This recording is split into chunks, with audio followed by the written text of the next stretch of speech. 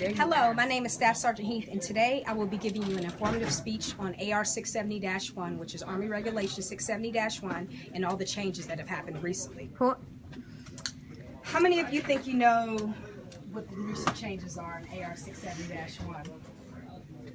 Well, how many of you think you know all the new changes that have gone into effect? Too much. Today I will go over all the major changes with you because, as we all know, with the Army, change happens very frequently. And in order to comply with that change, you must be aware of all the changes. So that's what I'm here for today, to let you know what the changes are. The Army tightened up its tattoo rules on March 31st, 2014. The rules, which remained unchanged, mandated that soldiers have no more than 4 visible tattoos smaller than the size of a wearer's hand, below the elbow and knee, and bands must be no more than 2 inches wide. Sleeves on the legs and arms were also outlawed. Well, very recently, as in the last 2 weeks, the changes have also went into effect. That rule has now went out the window, so you can have tattoos on your arms and legs, as long as you, now the places that you can't have tattoos are your neck, and your hands, and fingers, In your face.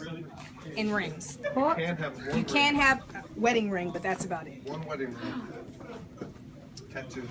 The March update also barred soldiers who ran afoul of these rules from requisitioning a commission, and that's one of the reasons why they took the ban away on tattoos, because it prevented a lot of soldiers who were qualified to become officers from submitting packets to become. Female soldiers are now allowed to wear twists in their hair.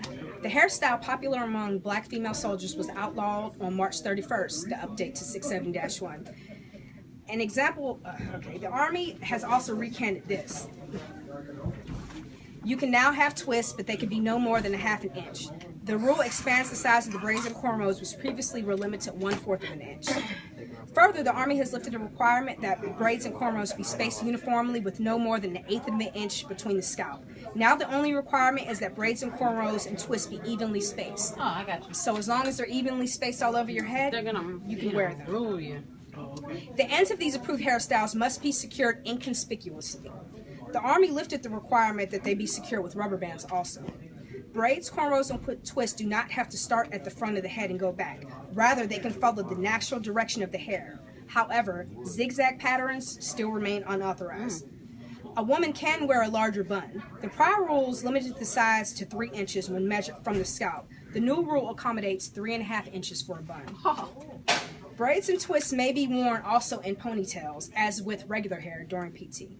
Dreadlocks or locks remain unauthorized. However, the Army did remove the words unkempt and matted in describing this. This language was deemed offensive, and it was pulled from the reg as a part of the Department of Defense review of appearance rules across the service. It now says neat, which defined as orderly and tidy appearance. That could be dread. Regarding wigs, the Army added a line to say that they cannot be worn to cover up an unauthorized hairstyle. Yeah. So say for instance, if you dye your hair a color that's unauthorized, like fire engine red, you cannot wear a wig to cover up that. So basically, you can't get an unauthorized haircut or hair color and then throw a wig on top of it. That is against regulations. Body mutilations of any form are still prohibited. However, the update clarifies that soldiers with approved body mutilations who entered the service before March 31st can request an exemption to the policy from the Deputy Chief of Staff to personnel.